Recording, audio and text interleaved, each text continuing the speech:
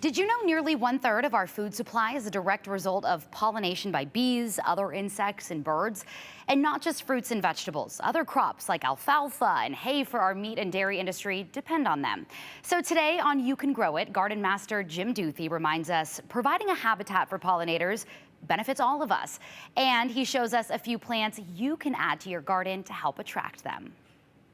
Pollinators are an essential part of any garden success, from bees to ants and butterflies. Even moths are great pollinators. So today we're going to take a look at different kinds of things you can plant in your gardens to attract the pollinator. Jared Arp at North End Organic Nursery knows his plants, and he recognizes the importance of pollinators for our farms, orchards, and gardens. Well, pollinators for the garden are essential for fruit production and just creating a nice, healthy, diverse ecosystem in your own yard and in the greater valley. And it's not just insects that pollinate our fruit and vegetable blossoms. Well, a lot of them, what you'll mostly see are honeybees, but them being a non-native, they are everywhere, but you've got flies, wasps, hummingbirds are big ones. Basically anything that will collect nectar or pollen from one flower to the next is a pollinator. Almost all flowering plants will draw pollinators, but native Idaho pollinators are especially attracted to native Idaho plants. So Jared, we have examples of some native plants that grow very well here because they're drought tolerant, they're used to our climate.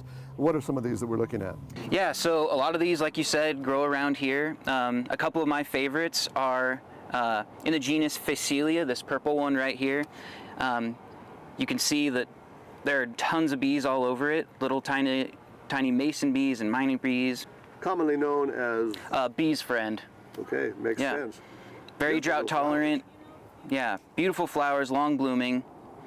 Another one of my favorites is Gaillardia. You'll see a lot of native bees attracted to that. It's long blooming. You'll also see your honeybees go to it. And like you said, very drought tolerant. This is Pearly Everlasting. Very drought tolerant, and what I like about it most is it brings in some of the unusual pollinators, your flies, beetles, wasps, and it's relatively long blooming as well. It's called Pearly Everlasting because the clusters of little flowers resemble pearls on a string. Not only do they attract pollinators, but they make great cut flowers for bouquets and dried arrangements. And it doesn't mean you have to do your whole garden in native plants, but put a few of them in there and they'll blend in very well with some of the other hybridized flowers. Yeah, absolutely. We all love those hybridized cultivars of flowers that are big and beautiful and still bring in pollinators, but these are going to be the ones that are going to be most beneficial to our native pollinators. Looking for something a bit bigger? Some of the larger shrubs that might not be a native plant but are very pollinator friendly are butterfly bushes, Caryopteris or bluebeard, Russian sage, also very drought tolerant and very pollinator friendly. Caryopteris, or bluebeard, is a low-mounding shrub that's valued for its highly aromatic foliage. The flowers resemble clouds of blue smoke, and the bees love it. Butterfly bushes grow very well here in Idaho. Some can grow up to 12 feet tall, but dwarf varieties are available. The flowers come in various colors and are very attractive to pollinators, especially butterflies. A few pollinator-friendly plants to consider growing in your yard. And since they're so good at attracting pollinators, all of your other flowers, fruits, and vegetables will benefit as well. Jim Duthie, Idaho's News Channel 7. And here's something interesting about pollinators. Did you know bees are more attracted to blue and yellow flowers?